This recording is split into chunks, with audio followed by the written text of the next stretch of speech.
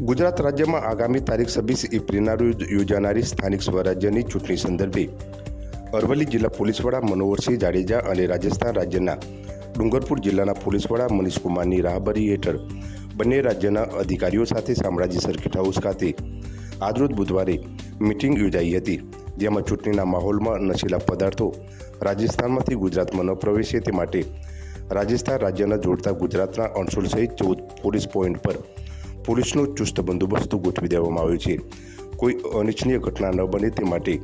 મિટિંગમાં ચર્ચાઓ કરવામાં આવી હતી. ગુજરાત રાજ્યમાં આગામી તારીખ 26 એપ્રિલના રોજ યોજાનારી સ્થાનિક સ્વરાજ્યની ચૂંટણી સંદર્ભે અરવલ્લી જિલ્લા પોલીસ વડા મનોહરસિંહ જાડેજા અને રાજસ્થાન રાજ્યના ડુંગરપુર જિલ્લાના પોલીસ વડા મનીષકુમારની રાહબરી હેઠળ બંને રાજ્યના અધિકારીઓ સાથે શામળાજી સર્કિટ હાઉસ ખાતે આજરોજ બુધવારે મિટિંગ યોજાઈ હતી, જેમાં ચૂંટણીના માહોલમાં નશીલા પદાર્થો રાજસ્થાનમાંથી ગુજરાતમાં ન પ્રવેશે તે માટે